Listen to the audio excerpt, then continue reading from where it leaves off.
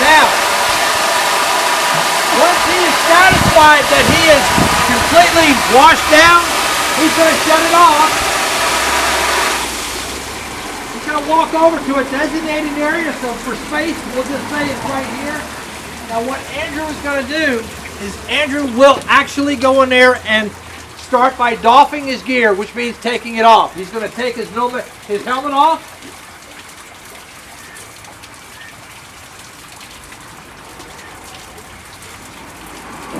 We may have some type of a bag device that he can stand into or something along that line, put it in. He's going to take his Nomex hood, bring it up over his head, over his mask, over his regulator.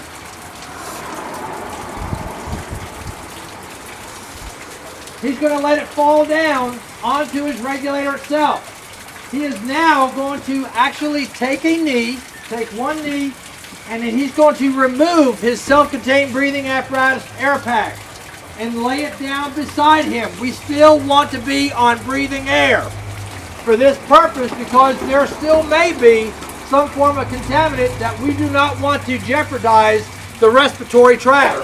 Now, with this, he's going to undo his coat.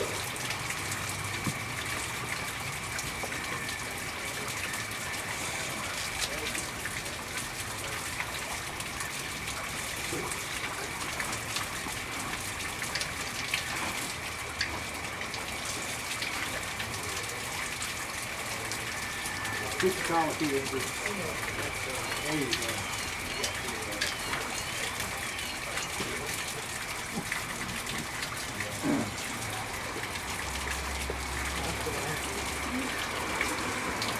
Now for the first time of Andrew doing something like this, he's doing a very good job of taking this off.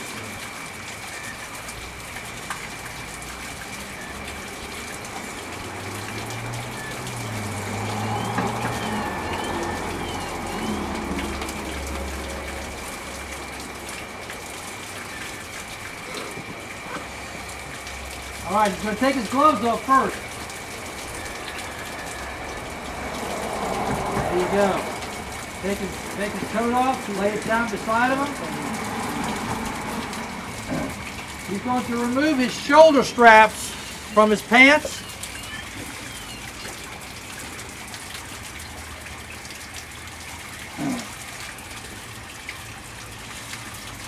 We would recommend to put the gloves back on because the fact is that when we're dealing with the pants and the boots and things of that nature, there may be other forms of contamination that might be getting on the hands. So what he's going to do is just go in there and take it, just bend over, put the air pack down, and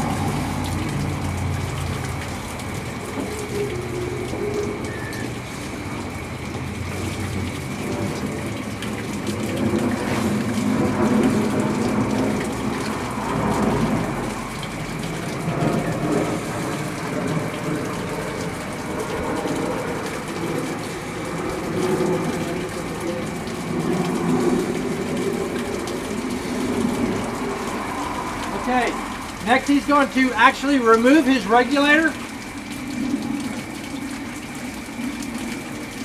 remove his mask,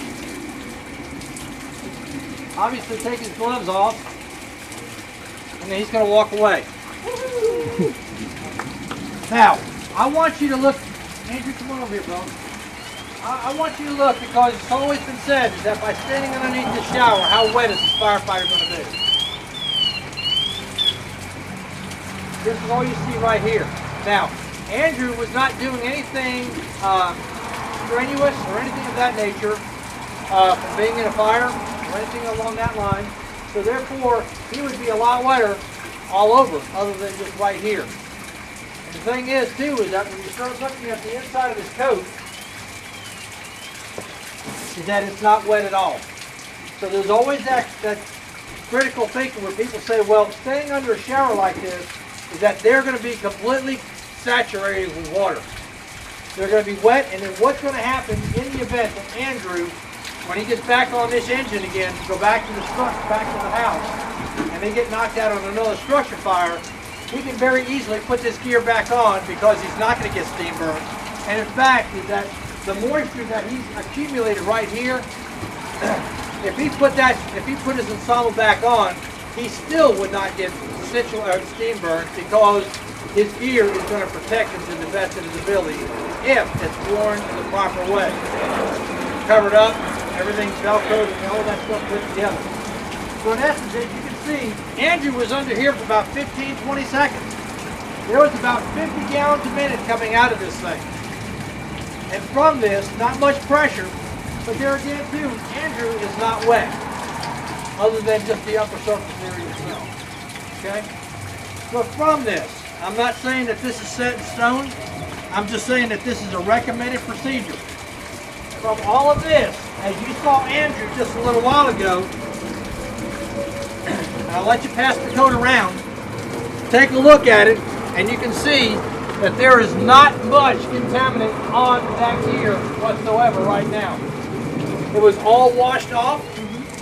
There may be small amounts, but just think of what that small, or what that would have been like if he had taken that coat off and placed it into the cab of this apparatus. And as he's driving, or they're heading back to the station, what this material is now doing inside as it's aerosolizing around, and firefighters without respiratory protection are now breathing this material in. So from this, I hope that this is something that can be adopted with your department, something that can be initiated, and again too, like I said, it doesn't have to be this particular process, but at least there's something available that you can use right now. Something that you can say, well, I want to tweak this to make it work towards my department. Work it towards my personnel so that way we can train them. And the more that you train with this, the more that you use this concept with a shower like this, the better off we're going to be to actually help in the prevention of firefighter cancers to our firefighters. Leave it at the incident. Don't bring it back to the fire station. Plain and simple as that.